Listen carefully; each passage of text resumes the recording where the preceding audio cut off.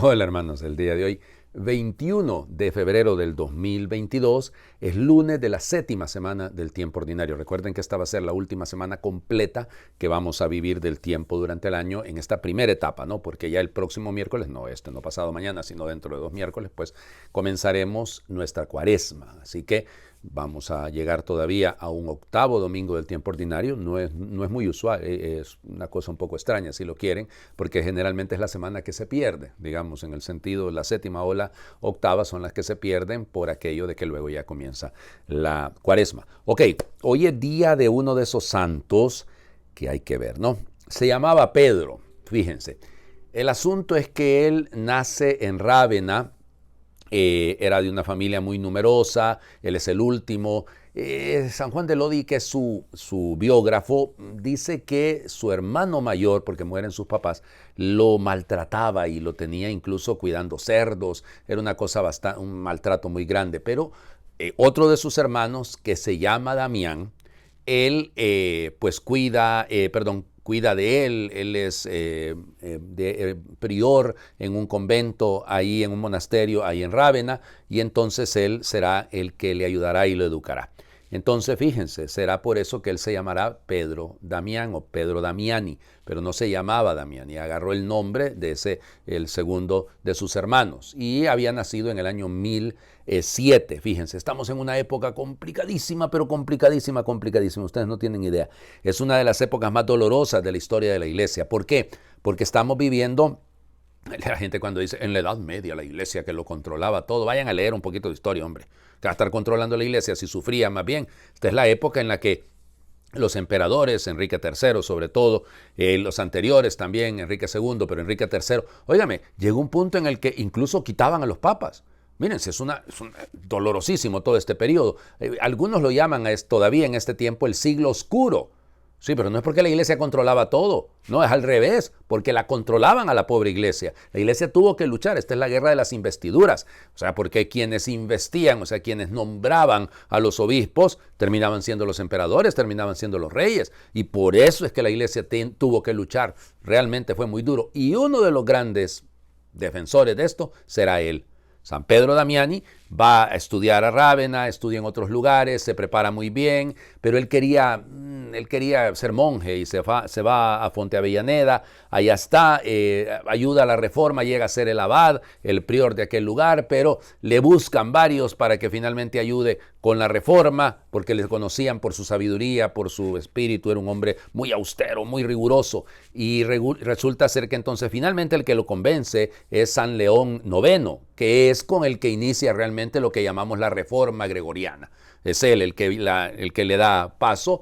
Brunone de Eigensheim se llamaba él originalmente, había sido obispo de Toul, y fíjense, quien lo puso como papa fue el emperador Enrique III, y entonces por eso, gracias a Dios, puso a un excelente papa. Olvídense, él va a ser, en 4 años duró su pontificado, ni siquiera llegó a los 5 años, y en el tiempo hace 12 sínodos, se anda moviendo, no se queda en Roma, porque en Roma ahí es donde está el problema, porque las familias se han posesionado, quieren poner los güelfos y los gibelinos, así se llamaba esta lucha en este momento, y él busca a Pedro Damiani para que le ayude. Y hacen pareja con un tal Hildebrando. Este Hildebrando será el futuro Gregorio VII, que es por el que se da la reforma gregoriana, ¿no? Si no fuera porque ya existía Gregorio Magno, a este le hubieran puesto Gregorio Magno. Pero en fin, no tienen idea. Todo el bien que hizo, un par de sus libros, hay un libro que se llama el libro gomorriano, o sea, porque él dice la Gomorra en la que estamos viviendo, el nicolaísmo, la simonía, todo, miren las lacras sociales en esa época, una cosa horrenda, horrenda, horrenda. Y él pues se pone a trabajar, se vuelve, lo nombran cardenal obispo de Ostia, o sea, un cardenal, eso lo había hecho León IX, un cardenal obispo, así se llaman, cardenales obispos, cardenales presbíteros, en fin, y empieza a moverse por todos lados, y al final de sus días él se vuelve a Fonte Avellaneda porque él quería morir como monje, y muere cuando se estaban cantando los maitines, por eso se pone el 21, aunque realmente pues muere el 22, ¿no? Pero como estamos a medianoche, entonces se coloca el 21 de febrero.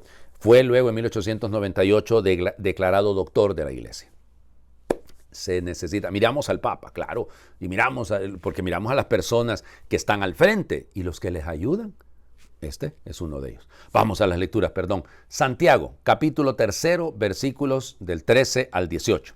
Hermanos míos, ¿hay alguno entre ustedes con sabiduría y experiencia? Si es así, que lo demuestre con su buena conducta y con la amabilidad propia de la sabiduría.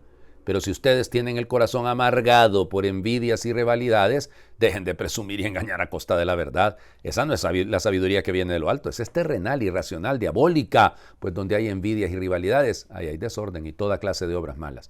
Pero los que tienen la sabiduría que viene de Dios son puros, ante todo. Además, son amantes de la paz, comprensivos, dóciles, están llenos de misericordia y buenos frutos, son imparciales y sinceros. Los pacíficos siembran la paz y cosechan frutos de justicia. Palabra de Dios. Te alabamos, Señor. Bueno, hablando de esto, podría ser San Pedro Damiani, ¿no? O sea, quedaría muy bien para hablar de él, ¿no? Una persona con sabiduría, una persona con experiencia, claro que sí. Lo demuestra, buenísima conducta y amabilidad. Sí, uno se topa con este tipo de gente, lo hemos sufrido y ojalá no caigamos nosotros en ese pecado, ¿no? Pero es cierto, las personas que se la dan, cuidado, que se la dan de inteligentes, muchas veces son personas malcriadas.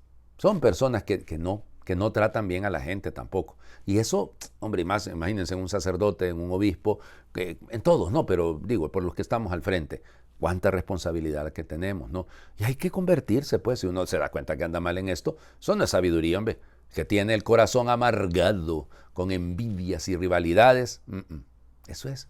Eso, miren, es que ya les digo, si la envidia fuera tiña, decía mi abuelita, todos seríamos teñidos, sí, porque andamos envidiando, pero, ay, hombre, ¿de qué nos sirve? A mí eso sí que, en la iglesia, cuánto daño nos hace las peleitas, los grupitos que existen en las parroquias, los grupitos que existen a los interiores de los movimientos, los grupitos que existen en las diócesis, y el grupito alrededor de este sacerdote, y el grupito alrededor de este otro sacerdote. ¿Y qué es eso? O sea, eso no nos sirve, hombre, eso no nos... Eso no, por muy inteligentes y por muy versados que aparezcan, eso, dice Santiago, es sabiduría terrenal, irracional, y dice diabólica, claro, porque divide, porque rompe. ¿Cuánto mal se le hace a las diócesis, no? ¿Cuánto mal le hacemos a las parroquias con ese tipo de cosas? Donde hay envidias y rivalidades, ¿cuántas veces lo va diciendo? 2 veces. Envidias y rivalidades, ahí hay desorden y toda clase de obras malas. Eso es cierto. Bueno, entonces revisémonos, pues, punto. Decir, si hemos fallado en esto, si nos hemos creído y no funciona, eso hay que, hombre, poner los pies en la tierra. Y la humildad es fundamental. Por eso, fíjense, los que tienen la sabiduría de Dios son puros. Y ante todo, amantes de la paz, comprensivos, dóciles, llenos de misericordia y buenos frutos, imparciales y sinceros. Ahí es donde hay que revisar. Pureza, amor por la paz, comprensión, docilidad, misericordia, imparcialidad y sinceridad. El Evangelio es un poquitito largo, Marcos, de hecho es uno de los textos más largos que vamos a leer de Marcos. Marcos capítulo 9, versículos del 14 al 29.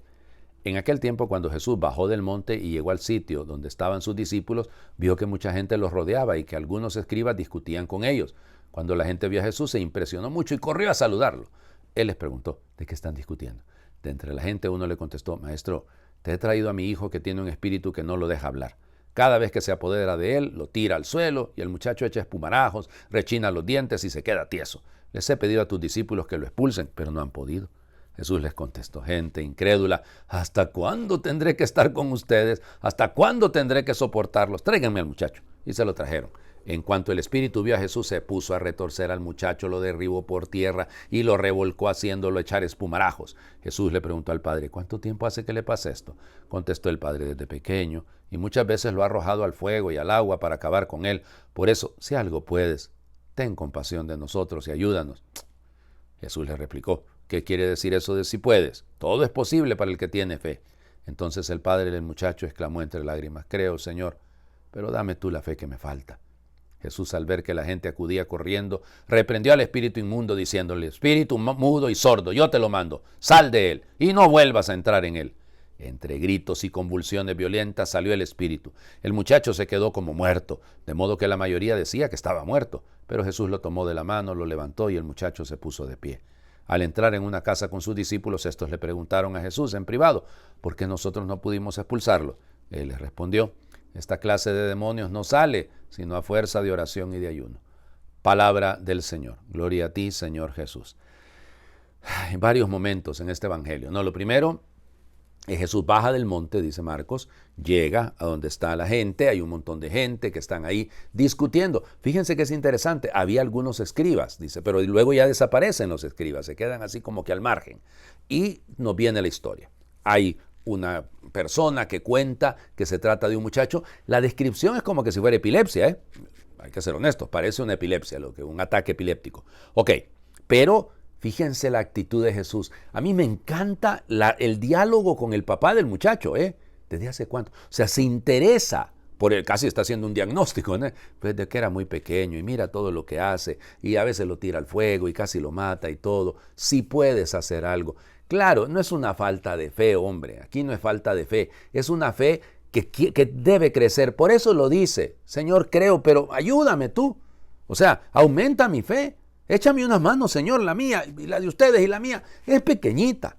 Y a veces sí, confiamos, creemos en Dios, sí, pero nos falta dar los pasos de la confianza absoluta.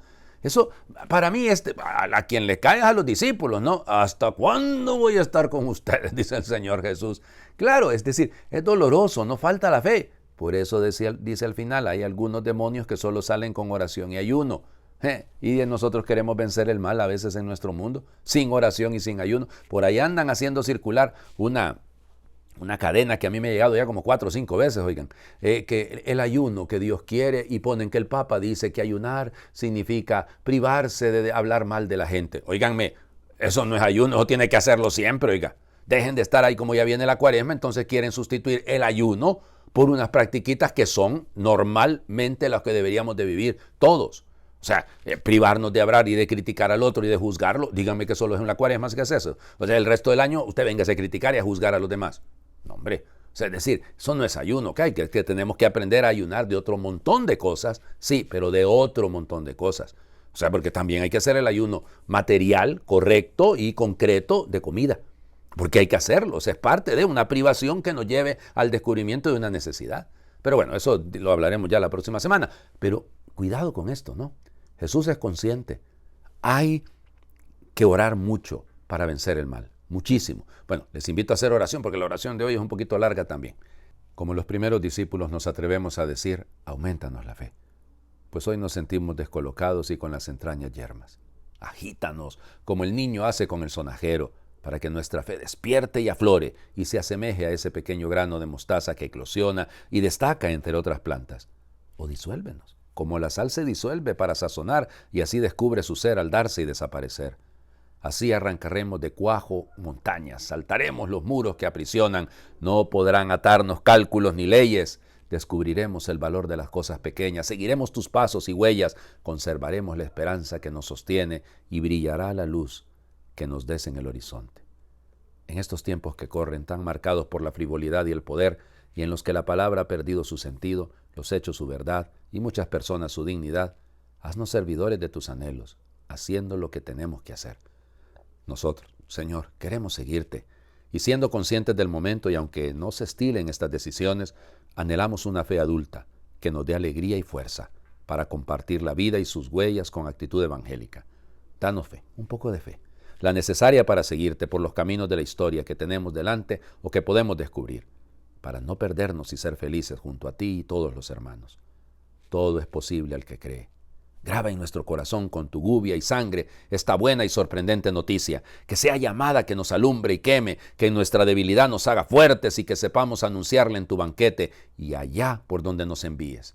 Creo, Señor, pero aumenta mi fe. Creemos, Señor, pero aumenta nuestra fe. Amén. El Señor esté con ustedes y les bendiga a Dios por intercesión de San Pedro Damián, el que es Padre, Hijo y Espíritu Santo, y su bendición descienda y les acompañe siempre. ¡Feliz lunes para todos!